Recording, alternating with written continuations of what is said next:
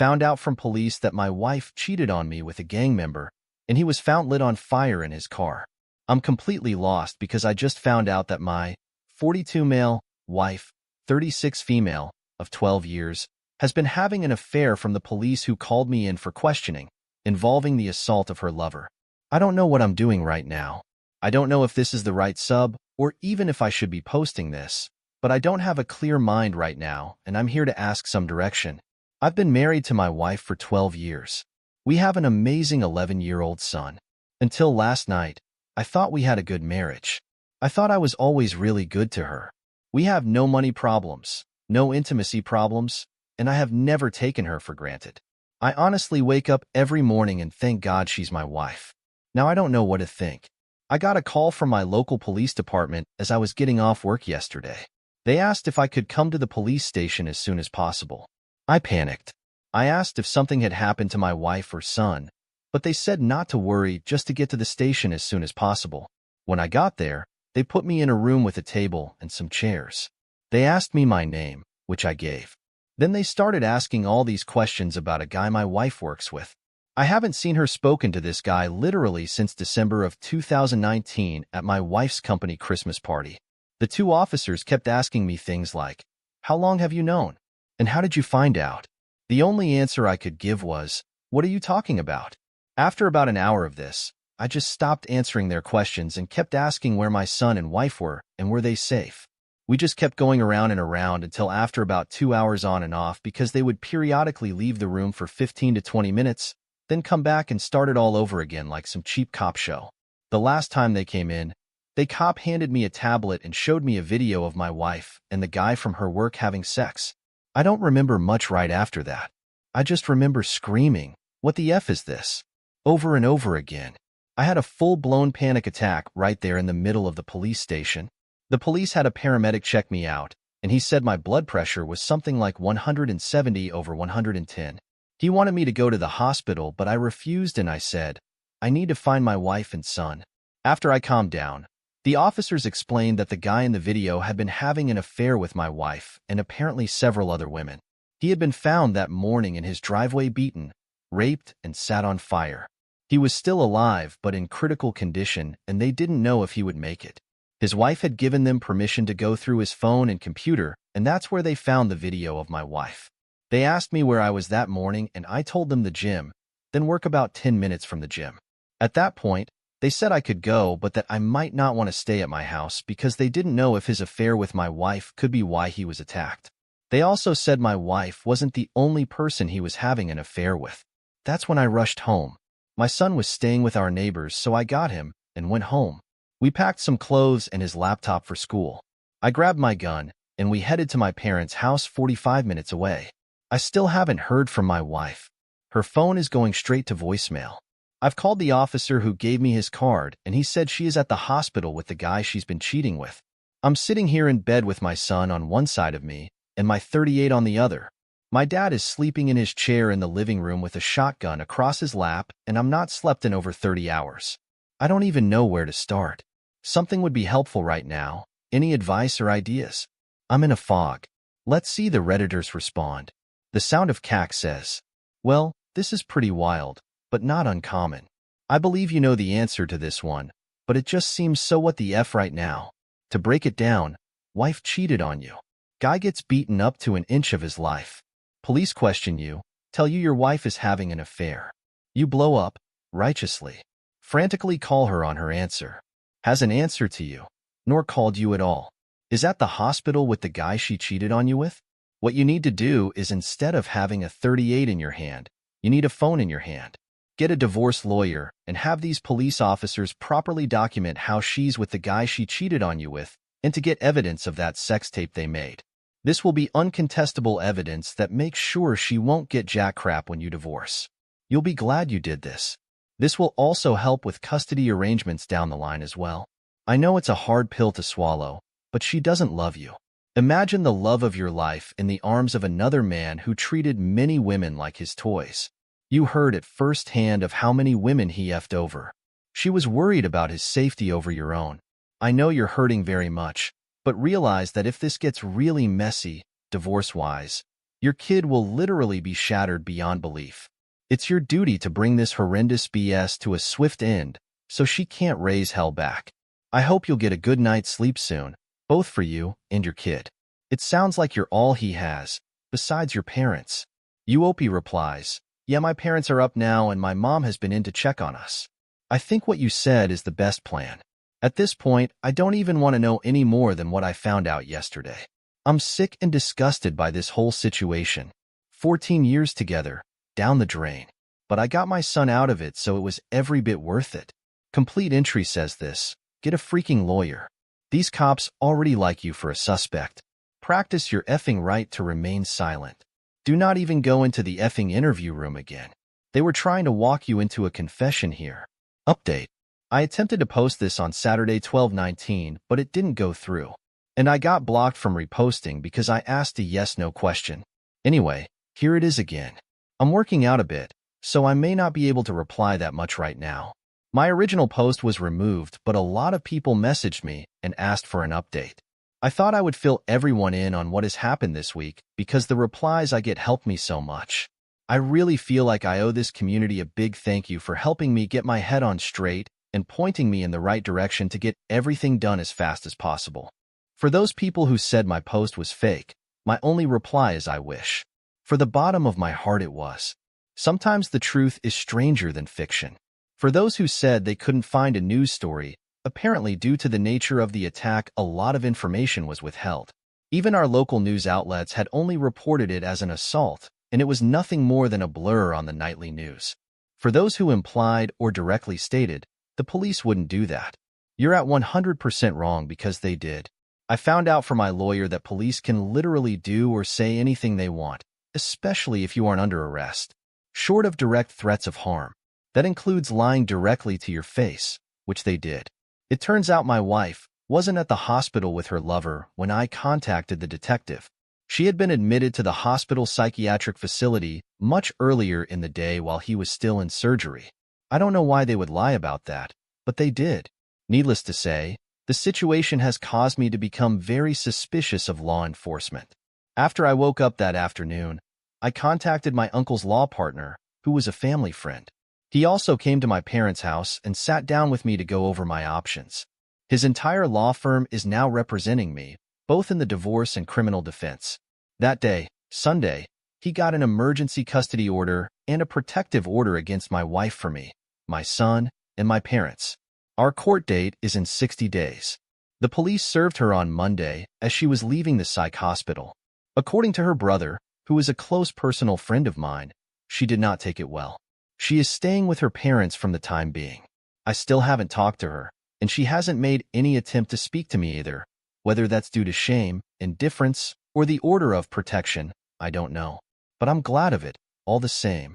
My wife is not the person I thought she was, and I'm ashamed of myself for not seeing it sooner. I had to tell my son something, so I decided to tell him the truth, age-appropriate, and literally the first words out of his mouth was, "Please don't let mommy take me away." I asked him why he would say that, and from what he tells me, my wife has been treating him very badly when I wasn't around, and told him, if he told me, she would take him away and my son would never see me again. She has been emotionally torturing her son, and I was too blind to see it. That wrecked me more than the video, to be honest. I told the lawyer about what my son said, and he used my son's statement in her mental state and commitment to get the emergency custody. I have contacted his school for therapy resources, and he will start therapy after the first of the year. I feel like the worst father ever walked the face of the earth at this point. As for our families, her parents contacted me Tuesday and asked to come see us.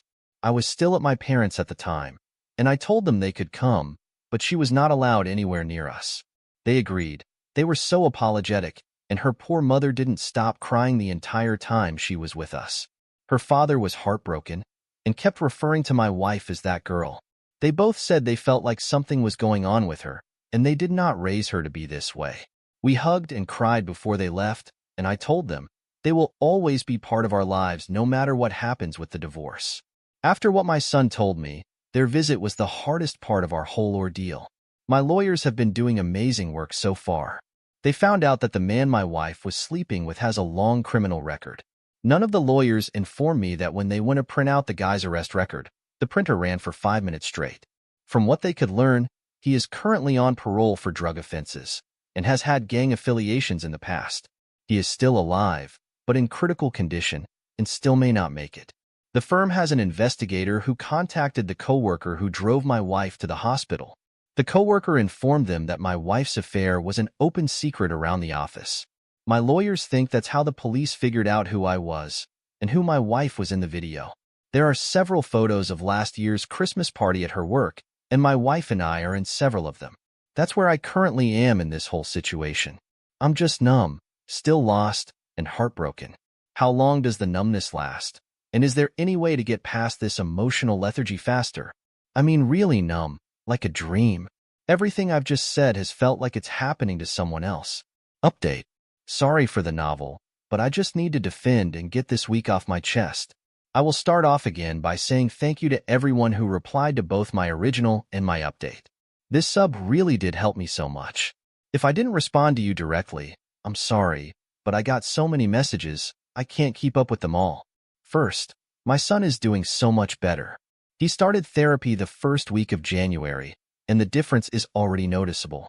I asked him if he felt comfortable with me talking to his therapist, and he said yes, so I've had a few discussions with her. According to the therapist, I soon to be excluded verbally and emotionally abused our son whenever they were alone together. She was not allowed to make noise or bother her in any way when he was home. She would leave him alone for hours on the end, and even overnight if I was out of town. She would then threaten him with being taken away and never seen me again if he told me or anyone else. The therapist said this has made him feel powerless and dependent in a time in his development that she should actually be feeling empowered and self-reliant. So to that end, I have bought him his own phone and helped him memorize family members' numbers and as many addresses as are relevant. I've also been teaching him situational and awareness to pay attention to street names and how to read addresses and buildings. We've also role-played how to ask people for help, how he can clearly explain to strangers that he's in trouble and he doesn't feel safe. I know this may sound silly, but my son can be a bit introverted and shy when he doesn't feel comfortable. Even though we've only been doing this for a few weeks, I can see that it's really building his confidence. Any suggestions on how to continue to build his self-reliance would be really helpful. His safety and well-being is still my #1 concern right now. As for myself, I'm doing as good as it can be expected. I started therapy around the same time as my son, and although I don't speak to my therapist as much as he does, it has helped to be able to talk through my thoughts and feelings about everything that has happened to us and our family. The numbness is gone, but it was replaced by a white-hot ball of anger in the pit of my stomach whenever I think of my soon-to-be ex and what she's put her family through. Funny enough, although I hate feeling angry, it's a lot easier to deal with than the numbness. My therapist says this is part of the grieving process, and it's not how we feel but how we channel those emotions that matter. My legal situation, well, I'll be honest, is the scariest thing I've dealt with in my life. I was awarded temporary full custody and child support, which I didn't want, but my lawyer pretty much demanded we ask for it, as well as a continuation of the order of protection for myself and my son.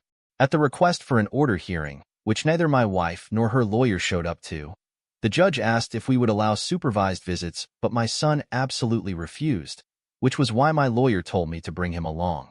The judge asked my son if he would speak to him alone, and he agreed.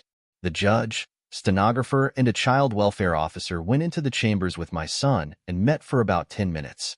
After their meeting, the judge granted the temp orders and ordered therapy and psychological evaluation for my son. Luckily, the therapist he is seeing is somehow involved with or accredited to work with the courts, so he doesn't have to see another therapist. My lawyer said, this is a good thing because it means his therapist can give him a recommendation for custody. But it still scares the hell out of me that she could get some form of custody after what she put him through.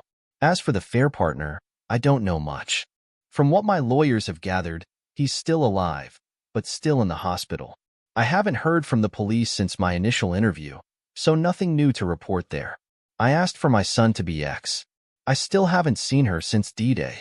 I was questioned until Thursday. She has attempted to call me a few times, but I haven't answered, and when she called from another number, I hung up immediately. I have nothing to say to her, and I don't want to hear anything she has to say to me. Her lawyer requested a preliminary hearing. for our court-appointed mediation. She was served the second week of January. She was there with her lawyer, and I know this will sound petty, but even with the mask she looked bald. My son-to-be ex was always an attractive and athletic woman. I swear in our wedding photos, she looks like a supermodel, but now, while she's lost so much weight, it's disturbing. She looked sick and frail. He didn't even look at me, which just sat with her face down through most of the training. Long story short, everything they asked for was ridiculous. They wanted validation during the divorce proceedings and shared custody after. They want us to drop the OPs. She wants to go habitate until the divorce is finalized. I'm not joking. After all this, she wants to live in the same house. It was so insulting that my head throbbed through the whole meeting, but it was all worth it for the big reveal we gave to her lawyer. Her lawyer asked how we should handle discovery for the division of assets, to which my lawyer got this shocked look on his face and said, "What division of assets? Read the prenup." The look on her lawyer's face was priceless. She hadn't told her lawyer about the prenup. My late uncle, who was the founding partner of a law firm I used, wrote the prenup and actually hired her a lawyer to look over it for her before we married. According to my lawyer, it's a thing of beauty because we never mixed finances for my uncle's instructions. The house we live in was a gift to me from my uncle before we married. All the utilities and insurance are in my name. All the vehicles are registered in the owner's name only, and we never had to sign for any debt for each other. We have one shared savings account that is used for a household maintenance and an emergency fund. There's around $8,000 in it, which he has already drained. There's less than $300 in it now. The prenup states that all marital assets and debt are to be divided 50-50, and ownership of all intangible assets and personal debt reverts back to the individual who accrued it. The adults free clause simply states that we agree that if either party is caught or admits to committing adultery, they lose the right to claim any form of spousal support. There's a lot more to it than this, but my lawyer assures me that trying to break this prenup will be dang near impossible because it is the most fair prenup he's ever read. But the last thing her lawyer asked for was what was really messed with me. He asked that we postpone the official mediation for 6 months while my soon-to-be ex attends an inpatient rehabilitation facility for substance abuse. Some people in both my last posts stated that she might have a substance abuse issue, but I don't even think about it because I couldn't even fathom that. I talked to my lawyer, and he said that we would discuss it and get back with him about our decision on that. Before he left, my soon-to-be ex spoke, literally for the first time, and asked me to read a letter she had written me. My lawyer gave me "This could be a snake, so be careful," and I debated with myself for a moment, but decided to take it. When I got home I read it, and now I wish I hadn't. It started off with all those busted cheaters platitudes that everyone warned me about. I love you. I love our family. I know I mistreated son, and I hate myself for it. I want us again. But she did explain that after a major surgery she had about 2 years ago, she started abusing her medication. After a while, she started buying them from some of the people she worked with, including the fair partner. He became her go-to guy, and when she ran out of money, she started sleeping with him to make up the difference. She said she hid this from me because she was afraid I would make her stop, and she couldn't feel right without them anymore. That he meant nothing to her, but a fix, and she hates herself for doing what she's done both to herself and to us. Now, she says she understands how awful what she's done is, and wants to get better at for our family, and asks me to at least give her some time to prove she wants this. Let me state, for the record, I will never get back with my wife. Our marriage was over the moment she cheated on me and abused our son. But dang, where the F was I while all this was going on? I just feel like the most naive, obtuse idiot to ever walk the earth. And furthermore, how should I approach this from here? Am I just throwing her away? Or am I still justified in feeling betrayed? I feel like such a failure and a husband. And the father right now, I feel nothing to her, but anger and resentment. But is this how you treat someone, fighting demons she's fighting? I'm just lost and feel so hopeless again. Anyway, any advice would be much appreciated here. Let's see the advice from the community. Dr. Barnell will start this off. So I work with addicts every day. Most of them, like your wife, become addicted through medical reasons. Most of them do not abuse their children. This is unforgivable, and addiction does not explain that. As to the affair, Her addiction explains why it occurs, but does not excuse it. Lion Tamer 74 wants to add, what an utterly tragic story in so many directions, that poor kid. Marcellin says, I hope he stuck to it and proved never go back there with her. That poor baby. Loner says, wait, why did the cops have a sex video on a tablet ready to show Opie? Is that explained later on? Edit. They found it in the guy's electronics and loaded it up to show during questioning? This sounds crazy. Also, anyone reading? For F. Sake, ask a lawyer. Lucy Fell chimes in. Got as far as the lawyer bit and went, nope. If the law firm is big enough to have both a family law and criminal law division, they are too big for the entire firm to be representing a family friend for free. I don't care how good of a friend to do the uncle is.